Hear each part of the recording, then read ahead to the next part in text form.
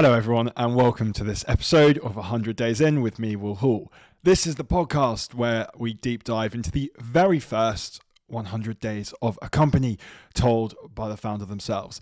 So on today's episode, and this is the second last episode of the series, it's flown by again, I speak with the founder of Wednesday's Domaine. I've been looking forward to this episode for a while. So the founder is called Luke Hemsley. Wednesday's Domaine are a non-alcoholic wine brand. So we often talk about non-alcoholic beer brands, the whole time. Wine hasn't been cracked yet, but I fully believe Wednesday's Domaine are in a prime position to do so. As I reflect back from the episode, there's lots in there, but there's a couple things I wanted to highlight now. So Luke made two very good points, among others. One of them is the importance of asking the right questions. So Luke gives an example of going into a potential supplier of his products. They didn't want to stock it, and he inquired why a few times and got to the bottom of it. And that then helped him going forwards with that relationship. If he just walked away after hearing the no the very first time, that would have never have happened. I think the second point, in his experience, and I can actually vouch for this, people are far more willing to help you out and give you their time than you think they are. So if you're starting a new business, don't be put off by the fact you think everyone's busy. People want to help other people succeed, especially in the startup world. So that's a really, really good lesson from the episode. He explains it far more eloquently than I just did. But that's it from me. Let's get on with it. Roll the tapes. There will always be gaps, and often they're hiding in plain sight. You've got to find a way to motivate yourself long term. For me, that was by creating a business which I was ultimately the customer of, but certainly aligns with how I want to spend my time, the world I want to exist in. I really urge people not to underestimate how generous people are with their time and their insights, and how much people want to see something get off the ground.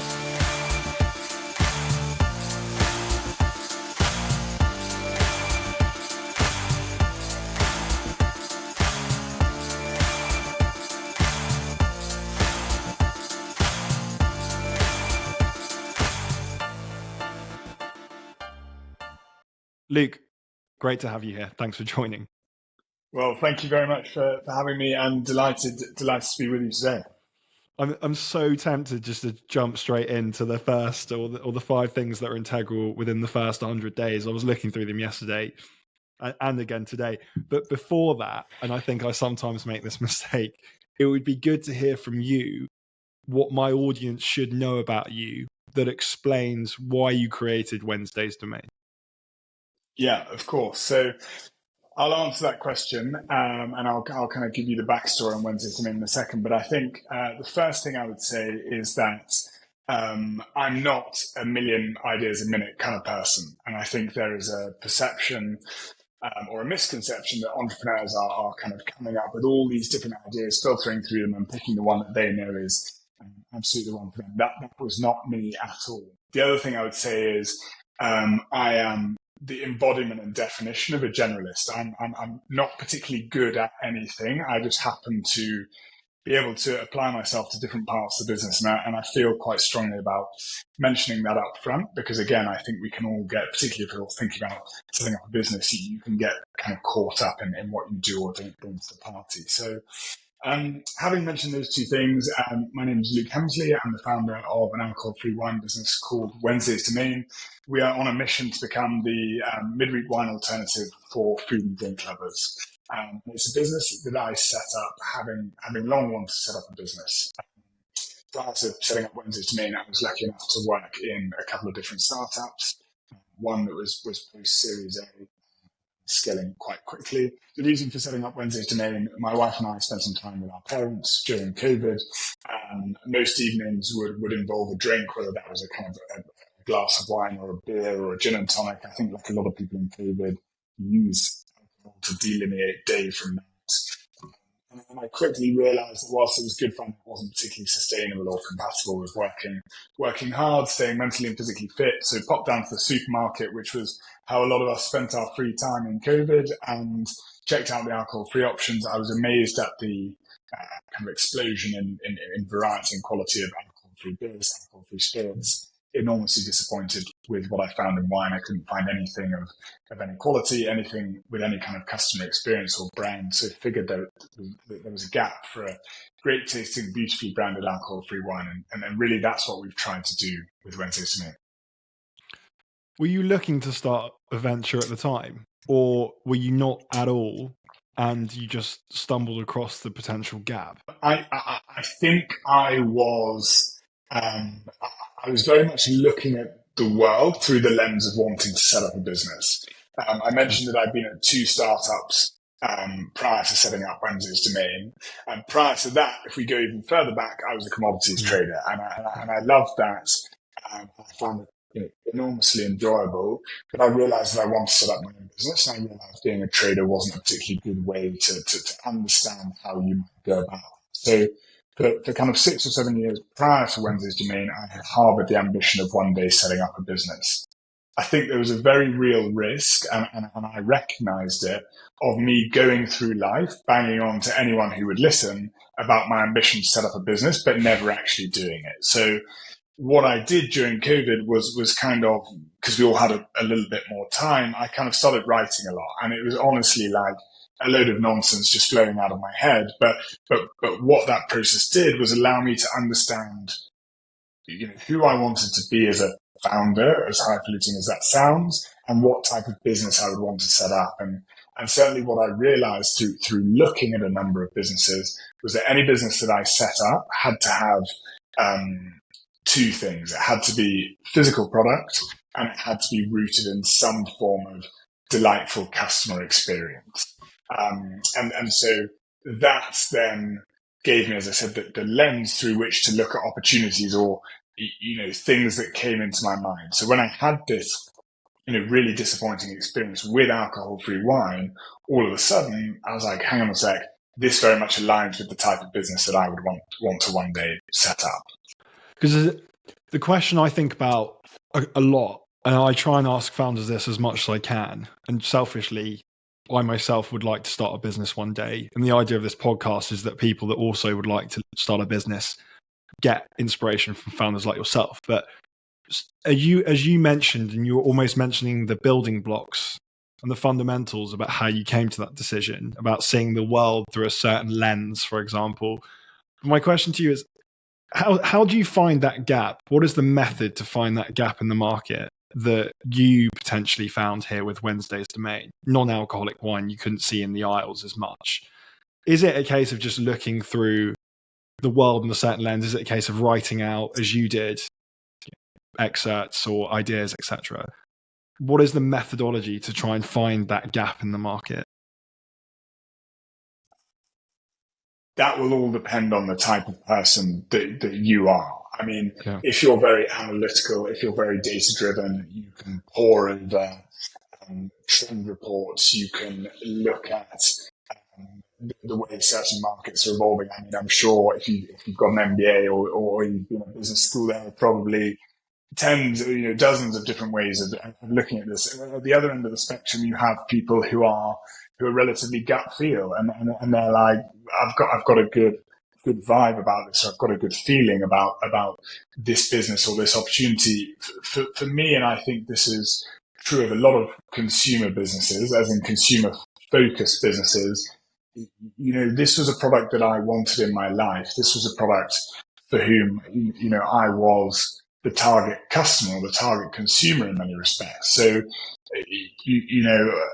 it made sense to me. As a customer, it aligned with who I wanted, the type of business I wanted to create as an entrepreneur. And it also happened that it was a market that seemed to be evolving and interesting. It wasn't, me saying, I want to go up and go and create another alcoholic gin brand, because, there are quite a few of those. 10 years ago, there weren't many of those, or 10, 15 years ago, there weren't many new independent founder-led gin brands.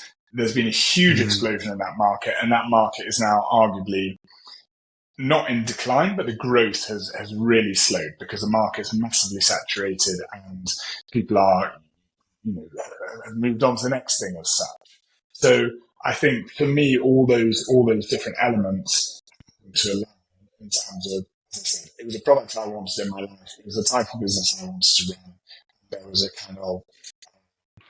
And just as a tail from that, do you still think, I think the risk is, and it's probably a lazy assumption to make, is that, okay, well, non-alcoholic wine is clearly a gap and there's not as many brands. Maybe in 10 years it'll be as saturated as you just said about non-alcoholic gin. Are there any gaps left after that? Because I can't think of any. I know, again, I'm sort of playing devil's advocate, but do you think there'll always be gaps, especially within the FMCG world? Or do you think eventually it'll just be so saturated because everyone's thought of everything? Yeah, I mean, the answer I would say is that there will always be gaps. And that might be, and you only have to look at, and often they're hiding in plain sight. And two examples that spring to mind are one quite established and one relatively new. So one is Fever Tree, and the fact that they were able to take on the tonic market. And most people say, I'm not even going to bother because it's dominated by Schweppes. Schweppes have the market. They have they have brand recognition, international distribution. They'll crush anyone who comes in. It's utterly pointless. No one really cares about tonic anyway. And Fever Tree came in with a much better product, a much better brand, and they captured and created a zeitgeist where people, were going into bars and were proudly, stating the type of tonic that they want, which prior to that would have seemed absolutely mad. Another good example, which is relatively new, is a business like All Things Butter, where you've got two people two founders who've looked at something and said, hang on a sec, butter is dominated by three brands, and most butter that's purchased every day in Britain isn't produced in Britain. We've got a massive and very proud tradition of producing dairy products here in the UK. There's an opportunity here to produce a product which turns over and is consumed all the time, if not multiple times a day by most people, and to put a new spin on it. They're flying. They've launched into 4 or 5 grocers or retailers off the bat, which is pretty remarkable. But again, they've just looked at something through a fresh pair of eyes and addressed, created something for a consumer whose needs were unmet or not even thought about prior. The Fever Tree example is a good one. I remember when they first launched, they may still have the tagline now, but their marketing around, was it 3/4 of a gin and tonic is tonic, so why not have the best tonic? Yeah. A pretty remarkable, just very well put together line that I'm sure did them a lot of favors. It's a fair point. It's true. And they'd seen an incumbent that's just been there for so long. Yes, it dominates the market, but ripe for disruption. Exactly. And what's interesting is, again, if you look at so I'm the opposite of this in many respects. And again, I'm sharing this in the hope that it's useful for people who might listen to this. But I'm someone who's launched a drinks business, having never worked in drinks previously. But one of their founders had worked in drinks previously. He had set up, or he had overhauled Plymouth Gin and brought that into the modern age. So he already had a lot of the contacts and knew how the market worked. So was able to come into something like Fever Tree and move relatively quickly and use those same contacts to build a brand, to build distribution, and to begin, rolling with the product really quite quickly. I'm very, very keen, actually, to go through this first pillar that helps you within the first 100 days. And you mentioned it earlier about deciding what kind of founder you want to be. So you said, figure out what motivates you as a founder and the type of business you want to run. For me, this was trying to understand what elements in any business I set up had to have, which in my case was a physical product and a delightful customer experience. Ultimately, it comes back to something, as you said, we touched on earlier, which is, effectively creating a lens through which you look at opportunities. And the reason that I did that, there are kind of a few different factors that played into that. So, the first is, as I touched on right at the start, I'm not a million ideas a minute type character. As I said, I think there's a misconception that entrepreneurs are constantly being bombarded with ideas from deep in their brain, and that's really not me. So I wanted to make sure that anything I set up was kind of well considered and thought through. But the reason for that, arguably, was that I've been very, very lucky to spend a lot of time with founders of different businesses, separate to the two startups that I mentioned that I worked at. I also helped run a community for entrepreneurs, which really helped founders through the highs and lows of entrepreneurship. Recognize the personal as well as the professional. And certainly what I'd seen through that work was that you had a lot of founders who set up businesses in spaces that were hot or on trend at the time. And actually, the nature of trends is that things come in and out of being in trend, on being on trend. So, they may have set something up, raised a load of money, everyone was talking about them, and then a year or two later, it's kind of less relevant. It's not on the front page of TechCrunch or whatever it was. And actually their motivation has dipped, and actually they might end up leaving the business, or they're not performing as well. So I knew that whatever you set up, if you want to be there from start to finish, which as things stand, I absolutely do want to be, you've got to find a way to motivate yourself long term. And for me, that was by creating a business which, I was ultimately the customer of, but certainly aligns with, how I want to spend my time, the world I want to exist in. What we're doing is fundamentally rooted in hospitality. And in terms of what I do in my spare time, it's, having people over for a meal, it's going for a meal, it's talking about going for a meal, it's thinking about going for a meal, it's all, and where to have a drink and all that sort of stuff. So, and the product is almost a subtext, isn't it? Because it's all about that, that social connection, that human connection. And I suppose with the idea of Wednesday's Domain is that you get the benefits of that without the downsides of alcohol. And so, as I say, the product is that beacon for that social connection that brings people together, often in places where people drink or around dinner parties, that kind of thing. It's absolutely that, and I think that's really astute to say that, because ultimately what we're doing is looking at connecting people and creating a universal experience, whether you're drinking or not. And I think what a lot of us are coming to realize is that, so not drinking, you can still socialize, you can still enjoy time with friends and family. You can also still enjoy that experience or that ritual of having a drink. It just doesn't have to have alcohol. These, as I said, these are the things that I would be talking about, thinking about, conversations I'd be having with friends anyway. So it's really a kind of joy and a delight 3 years on to still be as passionate about this now as I was right at the start. And I think the more I know, the deeper I go, the more I feel that. So I'm really glad that I did that thinking up front.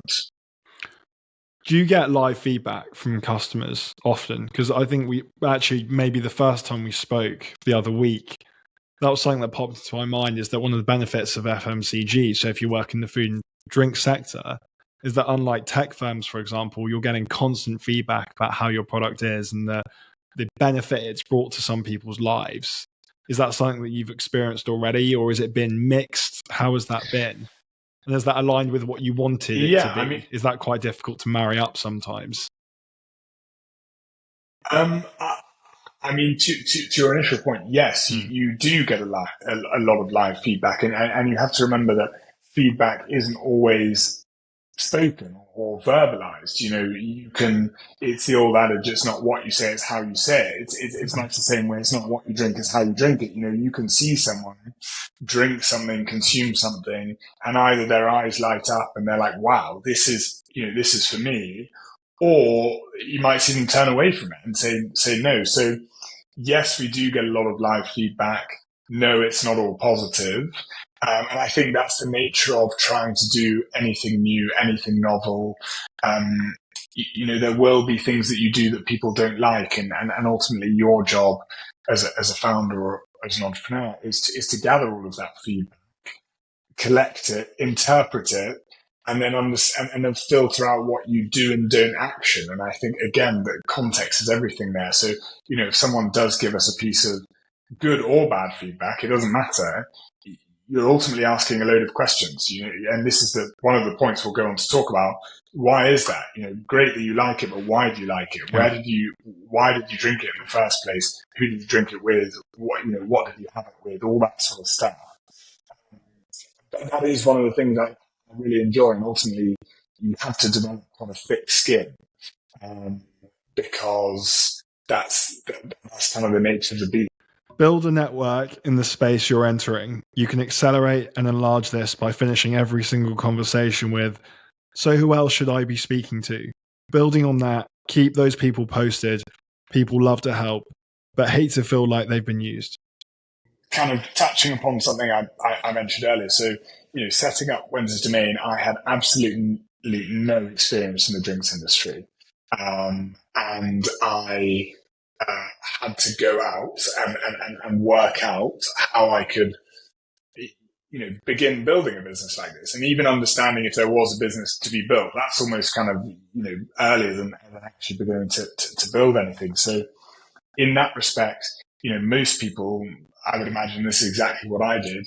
You write a list of a handful of people you think may know someone in food or drink, and you kind of go from there. And in my case, that was, someone I knew through the network that I mentioned, who'd set up a pork scratching business, sold those pork scratching into pubs, and had advised a few other food and drink brands.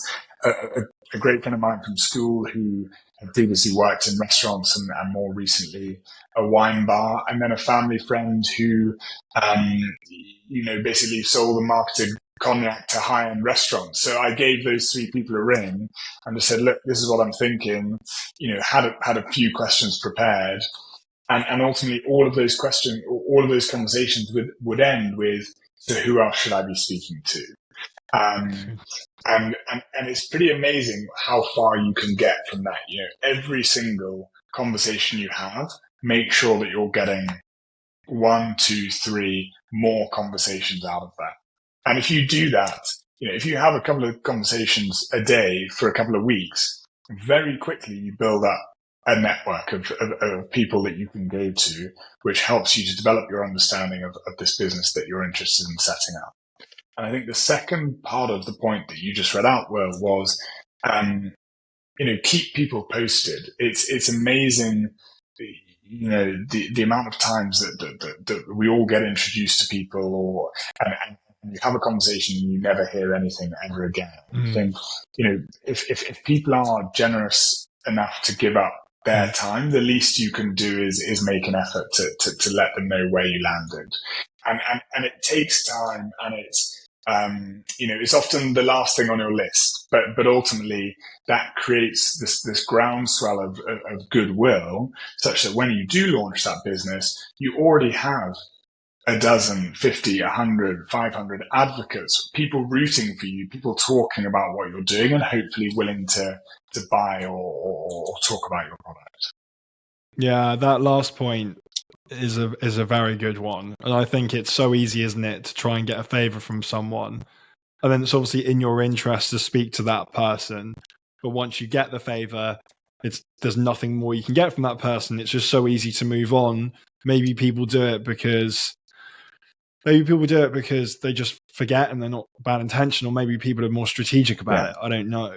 But something, I'm definitely not perfect at this, but something I try and do is, I don't know if you do the same. I have this Excel spreadsheet about all my previous guests, and every few days I'll try and check in with a couple of them. Because actually, to your point as well, it's like you should also want to check in with them if you really cared about them. If you're doing it and you're like, it's a bit of a job to do so. I don't know how to marry that up. Is that a bad sign? But it feels good. You want to see how people are doing as well. And I don't think anyone, people not following up is rarely ever due to a lack of, owing to a bad intention. It's just everyone's super busy. But I think it's amazing how much goodwill you can create from that.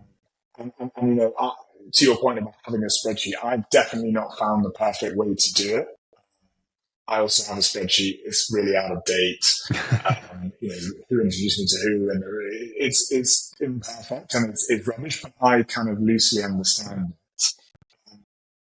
Yeah, because it's that closed loop of you give that advice and you hope it is good advice. I suppose at the time you don't even know. You're just giving your best shot. So also, I suppose selfishly to know that it actually did help someone out is quite nice. I think throughout this conversation, something that's jumped out to me, one of the key themes, and often people do key themes at the end, but I'm going to do it halfway through. One of the key themes is asking the right question, and make sure you do ask that question. I'm going to go slightly off here. I don't know if you've read Hitchhiker's Guide to the Galaxy ever. It's a novel. I haven't, no. Yeah. I know what it is, but I haven't read it. This does have a point, I promise. I'm not just going off on one. But what I think in the second one. there. Yeah. in the second book, the idea is that someone, I think, gets kidnapped by aliens and goes into space. But one thing they want to do is they want to understand the meaning of life. And so they ask this supercomputer they found in space the meaning of life. So that's the ultimate question. And it says it will take X amount of years to work out the answer. But to start off with, it needs to create the ultimate question first. And it will take longer to create the ultimate question. And so it's a long way of saying, and I think the premise the book was trying to get across was the question is more important than the answer. Because if you can if you can ask the right question, you can unlock all sorts of things.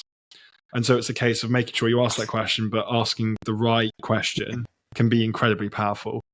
Yeah, which I think comes on to the third point that you and I kind of discussed or shared, which it might be. I don't want to kind of steal your thunder and kind of lead into it. So is it worth us just mentioning that, and then we can kind of talk a bit more about questions? Yeah, I think so. So learn how to ask why in as many different ways as possible, allowing you to build up an understanding of whatever topic it is you're discussing. Yeah. So ultimately, to the point you were just making, Will, around questions, you're absolutely right. Particularly, if you assume that you're setting up a business and you're not a sector or domain expert, if you are, I mean, that's amazing. And you've got some form of advantage over someone else coming into the space. But if you assume that you're not, and you're coming from a point of naivety and inexperience, which can also be really healthy because you see things through fresh eyes, kind of understanding how to ask the right questions is so important. And this was something that I learned and picked up on from Caroline Plum, the founder that I worked with and under previously. She was absolutely incredible at asking open questions and continuing to ask why, and just digging deeper and deeper and deeper. And what I mean by open questions are, how, why, where, what, and ultimately this comes typically from a sales process whereby you're trying to understand someone's needs and whether or not they're met, but before moving to closed questions, which typically have yes or no answers. But what you're trying to do with open questions is really get someone to speak about their experiences. And I think ultimately, if we think about the second point, which was, build your network, ask who else you should be speaking to. When you're speaking to people, what you'll uncover are a lot of assumptions, a lot of biases. And so your job as a prospective founder or the founder or whatever is to get to the bottom of that. And the problem is when you ask someone why, so if you tell me something, you pour your heart and soul out and I say why, it's quite a confronting question. We've been conditioned that if someone asks why, you're almost suggesting you don't believe them. Whereas actually what you're really just seeking to understand is, okay, so how does that work? Or would you mind sharing a bit more about that? So, finding those ways to ask why in a non-confrontational, non-obvious way is incredibly, incredibly powerful. And, things that Caroline would say that I now say are, things like, how does that work? Or tell me more. Or would you mind expanding? Or can we revisit that? Or, let's continue down that path. Or, that's interesting.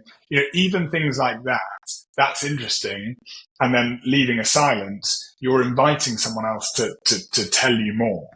And only through kind of, I don't know, taking the layers off the onion can you really get to the heart of the issue often. Have you got a practical example about, within Wednesday's Domain, you've just set up the company? Is there an example where you did really probe and really want to understand the process or a particular topic, asking why a number of times, or just being very, wanting to get to the bottom of things? Is there an example you can give? And did it work? Did it help? Yeah. Sorry to put you on the spot. As I was saying that, I was thinking, Christ, Will's going to ask me for an example here, and I can't remember any from when I first set up the business. But I can give you some more recent examples. Or a more recent example. So we, as Wednesday's Domain, we sell and market our wine through a number of different channels. Channels effectively being ways to reach a customer. So one of those is through restaurants. So we sell our wine to restaurants. Hopefully, they sell it to customers. 18 months ago, when I first launched the business, you would go in and you'd ask to speak to a bar manager or a sommelier. Say, "Hi, I'm Luke. I run an alcohol-free wine business. Can we have a bit of a chat about that?" And someone would say, "Yeah, not really for me. We don't sell much alcohol-free wine." And if you could take that at face value and say, "Okay, all right, see you in a bit," or you could say, "How come? Or why do you think that is?" And then they might say, "Okay, well, we don't actually list any alcohol-free wines. We don't have any." And you say, "Okay, so why is that?" And say, "Well, we did have alcohol-free wine, but no one really bought it, and so we got rid of it." And you say, "Okay, so but why is that a problem? If no one bought it, you must have lots of products that people don't buy all the time." And say, "Well, actually, we would open it and then we'd only pour a glass and then it would go off and we'd have a lot of wastage, and that's a problem for us as a restaurant." And you say, "Well, how did you promote it to people?" And they would say, "Well, I don't think we had it on our menu or on our list. And the problem is half the team didn't know much about it." Right. Okay. So how often would you recommend an alcohol-free wine to someone? And they would say, "Well, actually not very often." And then all of a sudden you've got to the bottom of why they don't sell much alcohol-free wine. It's not because people don't want it. It's because people don't know they have it because it's not on the list. The staff aren't, haven't been trained to talk about it, and it's not being promoted in the right way. So all of a sudden you're then educated as that founder or that salesperson to say, "Right, well, not only do we have an alcohol-free wine, but we can also deliver a training and deliver advice on, how to list the wines on menu. We'll come in and train your team and we'll help settle that first case for you." And all of a sudden you've got that you've uncovered the issues, but you've then built that into how you pitch it back to someone. You're almost solving the problem in real time, aren't you, for them? And I think that's actually such a great example about getting so deep and getting to the crux of the issue. And the example you gave is that they just hadn't marketed it well enough. They hadn't told customers that it even existed.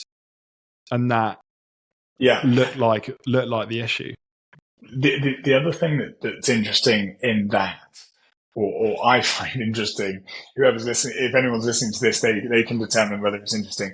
But it's, if you ask lots of open questions, you'll hopefully get lots of answers, and you'll notice themes that come up in those, and you'll notice ways that people say certain things or ways that they phrase certain things. And if you capture those, if you write notes or you scribble something down, you can then play that back to people in the language that they use, and you can get them nodding along. So again, within that example, why don't you stock much alcohol-free wine? Like, well, isn't it all rubbish? Or we didn't get asked for it very much. You can say, "Look, alcohol-free wine, the reason I set up the business is most non-alcoholic wine was rubbish." And they're already nodding. They're already kind of into it. And you've only got that language or that in your locker because you've spent a lot of time asking why and digging into the heart of an issue. I had a couple of things that came into my head. One of them is, do you think most people approach it like that? Or do you think most people just take the answer as no, we don't stock it, we're not interested, and just move on? You would hope that if you want to set up a business, that you would question the information you're being provided with. I guess what maybe is less common is just having a bit of a structure behind it. And by the way, what I'm describing is not necessarily a framework or some kind of 6-stage ladder that I go through, albeit there is something called the 5 whys, which is really interesting as a way to really get to the hub of the nub, the bottom of the issue. But I think questioning information that you're provided with is really healthy, really productive, and an essential skill as a founder. Because ultimately, as your team grows or as your business expands, you will be working with colleagues and team members who know far more about something than you do. Ultimately, and I said this at the start, I'm a rank generalist and don't, know very little about quite a wide spread of things. I know rather than knowing a lot about one specific thing. So all of a sudden, if you hire a digital marketing expert, or if you hire a brand manager, or if you hire a route to market specialist, you'd hope they know more about those topics than you do. So you ultimately have to be able to interrogate what's being presented back to you. And it's always the risk that people listen to this and they think, I absolutely don't have the ability to ask those follow-up questions. I don't necessarily even have the confidence to do so. It's quite daunting, I suppose. And maybe it's a thing of just practicing enough. Did you always have those skills? Is it something that you developed maybe as in the commodity sector? Is that something you researched before you started Wednesday's Domain? Have you always naturally been inquisitive? Yeah, how does that work? The kind of headline answer I'll give you is no. These things are all learned and developed. I guess the subtext is, yes, I've always been curious. Yes, I've always enjoyed speaking to other people, spending time with them, coming back to the first point around the type of business you want to set up. I enjoy being around people. I enjoy this sense of hospitality. So yes, that part feels more natural. But in terms of understanding how to ask questions and really getting to the bottom of something, no, that's all learned. And a good example of that is, and you see this all the time, particularly in startups where you have younger, more junior salespeople, and I've been there, come into a business. They think, because they can speak a million miles an hour and they've got the gift of the gab and all that sort of stuff, that they're a good salesperson. Actually, the best salespeople are those who are able to ask questions, to listen, to gather information, and then package that up and present it back to someone as a solution that they might need. So all 90% of what we're discussing, I've picked up from other people. And I was about to say other books and other people. There's a lot of kind of reading, but a lot of this is just asking other people how do they do things and spending time in their company. As I said, working with Caroline, she was phenomenal at this sort of stuff. And I've got, a few friends who are in sales and commercial roles, and you just speak to them, and, they're some of the people at the start that you go and speak to, and you say, who else should I be speaking to? Build an understanding of of what you need to get your brand off the ground. This could be money, expertise, partnership, and then figure out a plan to get it. So I guess here, and obviously we're talking about the first 100 days of the business. So you've had an idea, you've gone out, you've spoken to a load of people, you effectively built the kind of the outline of what you're interested in doing. The next stage is working out how to get that off the ground. Now, the answer to this question will vary enormously depending on the type of business that someone wants to set up. If you want to set up a consultancy business, actually it might be that you don't need very much. It might just be that you need a laptop and a deck which outlines who you are, what you're about, the problems you can begin to solve for other people. But if you're, building an industrial waste solution, it might be that you need millions of pounds of investment. So I think what you need to do is understand, what are the resources required to get this business, this idea that you're interested in, off the ground. And resources, can be money, they can be people, they can be, raw materials. In our case, what I had to work out was, okay, I know very little about wine and the drinks industry. I want to set up a non-alcoholic wine brand. I have a sense of how we're going to do that, but who are the people or the things that we need to gather? So in our case, that could be boiled down to two very simple elements, by and large, or three very simple elements, by and large. The first is, someone who really knows the drinks world. So I went and found that person and did a bit of consultancy with them, and they helped me really refine the idea that became Wednesday's Domain.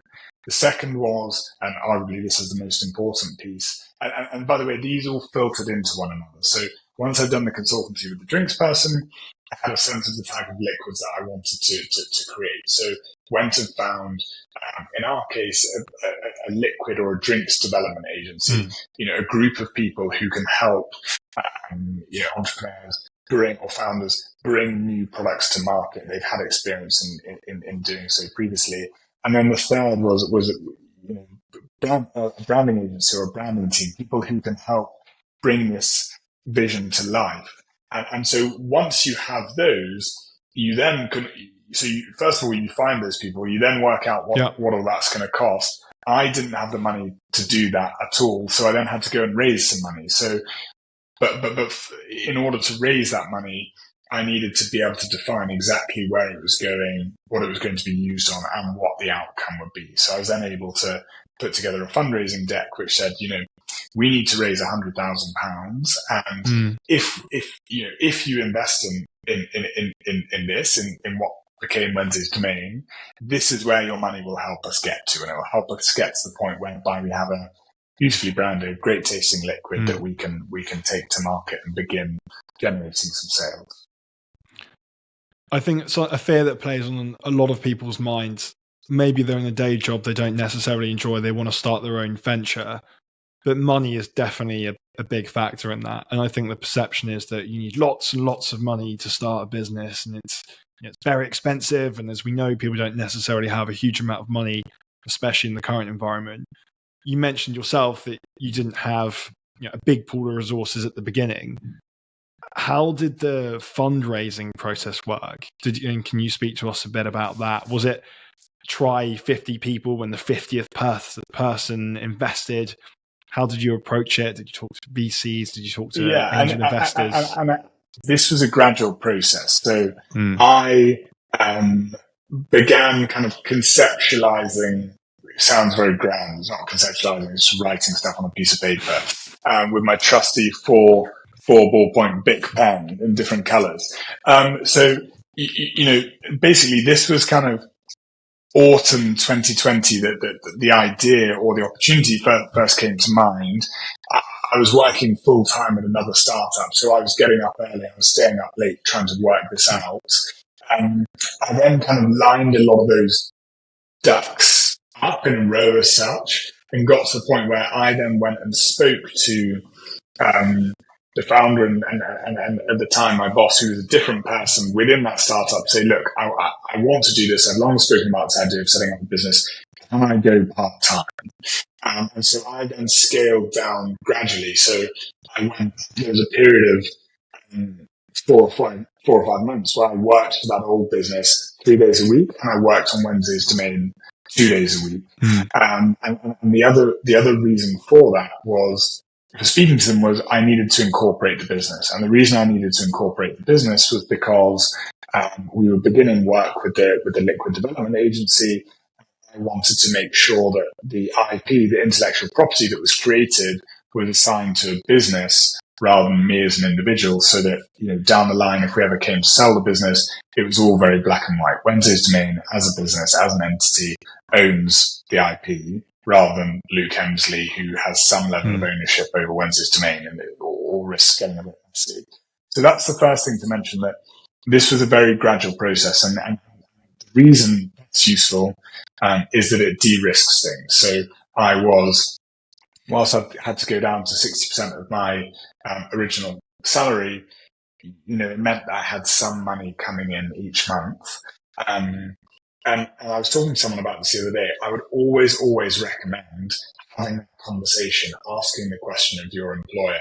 I think a lot of us, you fear what you don't know, and your mind always leaps to worst case scenario. That if I go and speak to my boss, I'm going to get fired, or I'm going to be in trouble, or I'm not going to get that promotion, or if I stick around, it'll be really embarrassing.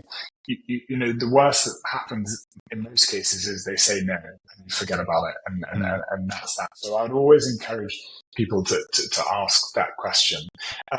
Answering the question you actually asked me, which was what was the process of fundraising.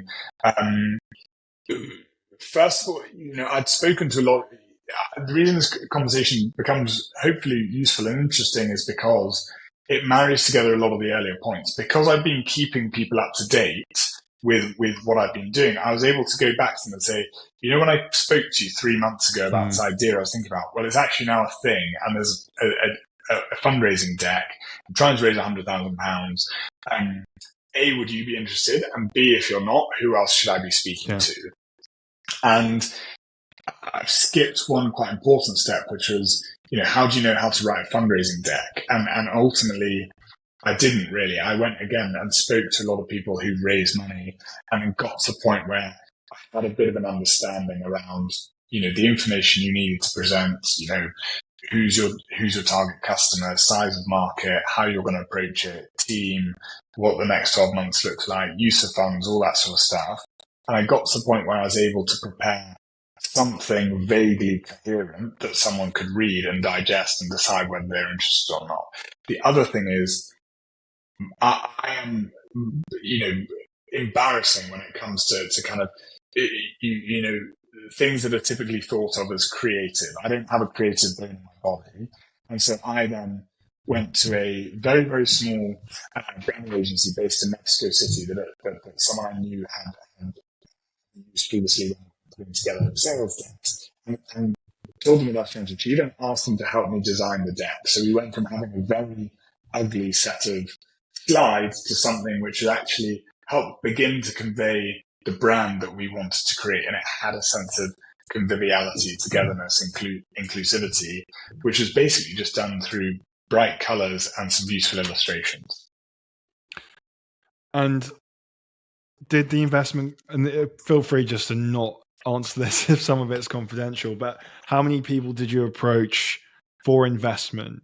And the only reason I ask this question is, and I still don't think it gets talked about enough, is just the level of rejection that a lot of businesses face right at the beginning, but even throughout some of the biggest businesses we know, 99% rejection.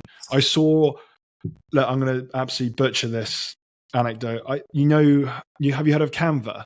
The graphics. Yeah. The founder of Canva. I'm useless at using that because Sorry, go on. The founder of Canva.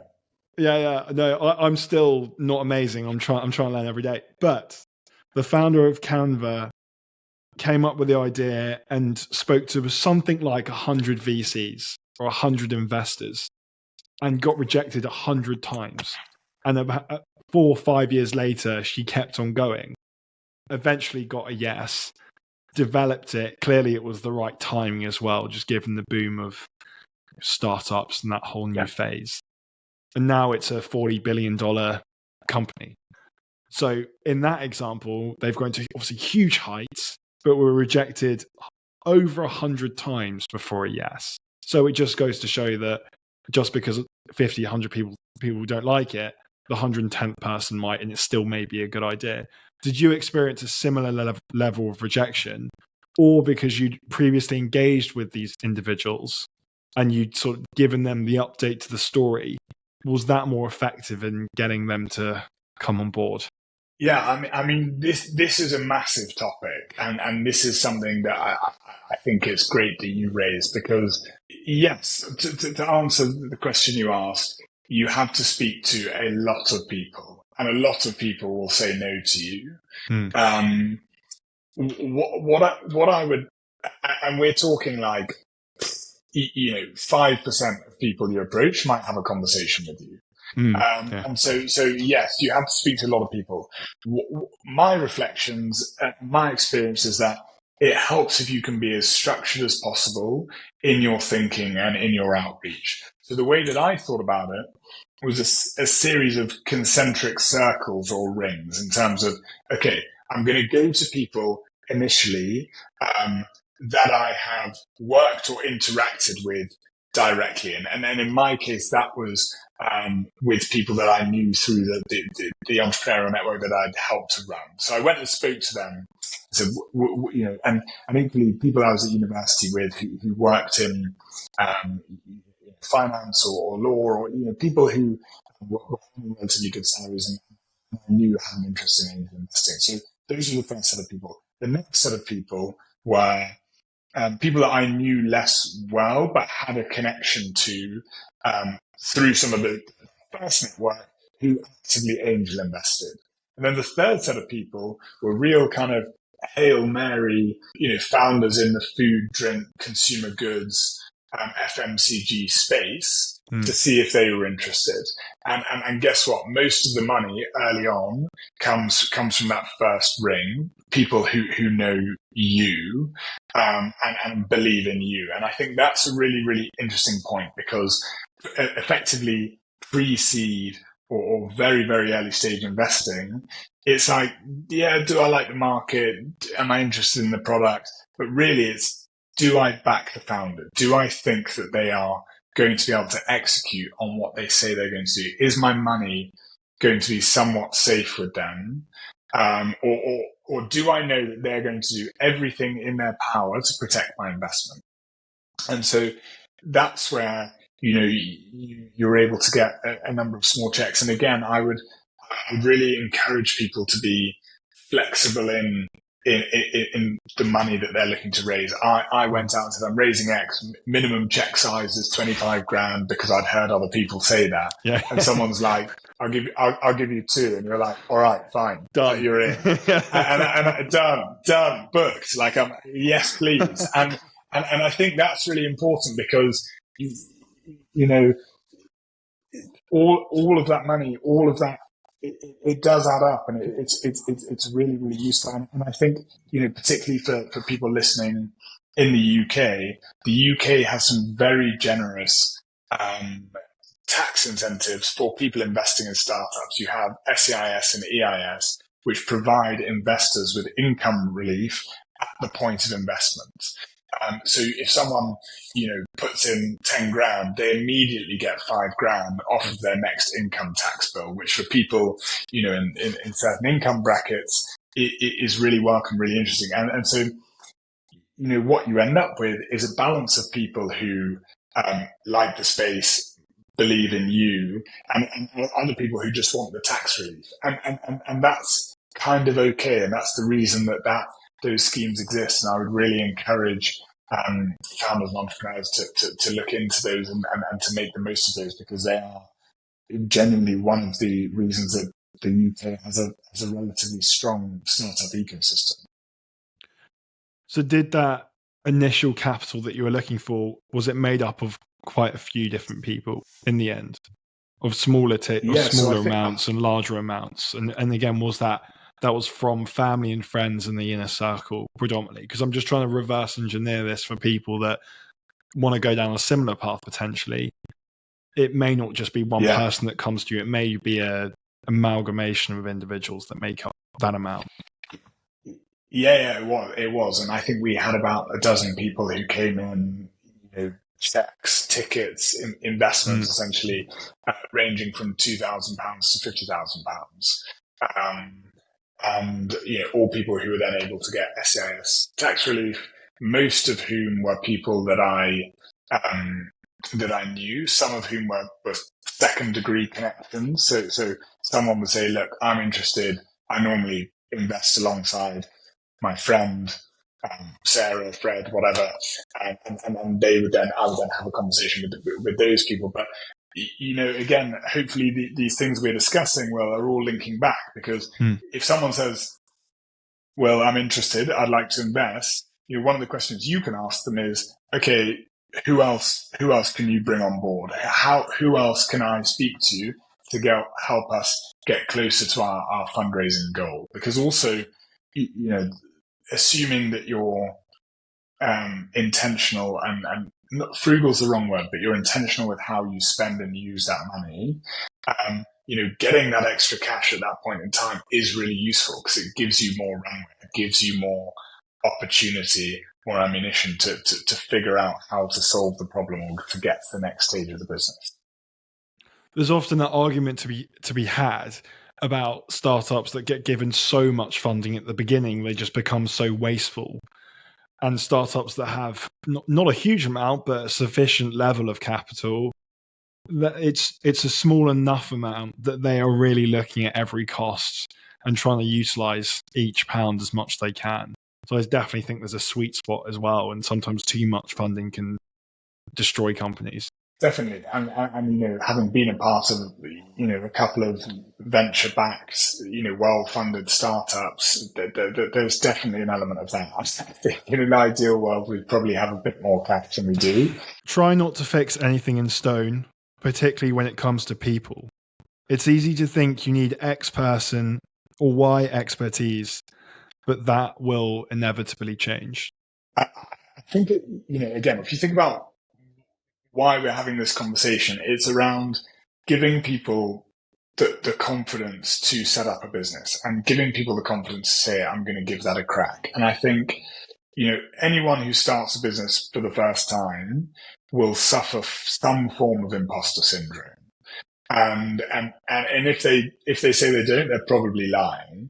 And I'd seen a lot of people set up businesses and come out of the traps with some unbelievable people on board as advisors, investors, chairperson, chairwoman, chairman, and I was really quite intimidated by that. And I thought, I think in hindsight, wrongly or naively, okay, I need to go out and find some of those people and I need to have this advisor and I need to have this investor. And actually, what I quickly realized was that, what I needed evolved all the time. The more I knew, the deeper I got, the more I realized that the person that I'd spoken to last week, whilst incredibly experienced and interesting, perhaps wasn't relevant for exactly what we're trying to achieve. And I think I maybe got a little bit caught up in trying to view every conversation through the lens of, could this person be an advisor to the business? And the reason I was looking at things through that lens was somewhat with a view to the future and fundraising way of thinking, it'd be great to be able to have your counsel and to speak to you, but also to be able to say, our business is associated with this amazing person who's achieved that. And actually, if you do the things that we've discussed and you keep people posted as to what you're doing and you demonstrate progress and you show that you're not the real deal, because that sounds ridiculous, but that you are just cracking on and getting your head down and making progress, people will want to be involved and engage with the business anyway. You don't necessarily have to have a title for them or have them formally contracted into the business. So I would really encourage people to avoid not encourage people, but my experience is I'm really glad that I didn't, ask several people to get involved with the business very early doors. And those people just remained kind of people that I would speak to on a more informal basis. Yeah, it's always tempting, isn't it? I hear that occasionally from when you start out wanting big names on board, or just to say you're associated with the ex marketing director of this big wine brand, and these wine experts now coming on board to my brand, and that shows that it's got momentum. But as you say, if you can demonstrate progress, you don't have to reverse engineer it. People will want to be on board, and people are interested in your story at the very least. And also, I think I'd really urge people not to underestimate how generous people are with their time and their insights, and how much people want to see something get off the ground or someone push something forward. And I think that's because a lot of us to differing degrees have some kind of entrepreneurial itch. For a good chunk of the last decade, I've been that person looking at someone else thinking, God, I wish I could set up a business one day, or that's really interesting. I'd love to know more about that. And actually, people are really, really willing to help and very generous. And so I'd encourage people to ask the question and to, almost enjoy the informality of that and be okay with that. That's so true about people willing to give up their time. When I started this podcast, and I think this is the 23rd episode or 22nd, but I remember the first or second episode, and when people said yes, I was almost taken aback. I was thinking, there's literally, like, without being horrible, and maybe it will pay off in the future, but there's no benefit you doing this from a commercial perspective right now. But I was almost, it's the wrong way of phrasing it, but it did surprise me. And I think people were just so generous about giving up their time. And I'm sure that's something you experience in a slightly different context of Wednesday's Domain. But for me, it really surprised me. And it still does to an extent. But I think, again, it comes back to some of the things that we've discussed, which is, what you're doing with the podcast is you're creating something that people want, that people need. You're tapping into something that most people who come on as guests have experienced at one point in their lives. And the other thing is, you're pretty, certainly in the conversations we've had, it's very structured. It's, I would love to hear about this, and would you mind preparing that? And people respond to that. So I think ultimately, you're probably getting back what you're giving out in many respects, which is, testament to you. So, and I think, yeah, I would always just urge people to ask the question, because the worst that happens is someone ignores you. And actually, when you're setting up a business, most people spend most of the time ignoring you. I think so many people would just be glad to even hear the thing you just said at the end. And it's so easy to get disenfranchised when people ignore you and you get rejected a few times. But I think it's the case. And I think, as you very well articulated, it happens a lot to everyone. It's very rare for it not to happen. And I was just going to say, I think it comes back to the very first point, which is figure out what motivates you, what you believe in, what you want to be doing. Because if you believe in what you're doing, which I wholeheartedly do with what we're creating at Wednesday's Domain, then if someone ignores you, or someone gets back to you, or someone rejects you, you ask why, you understand what's going on.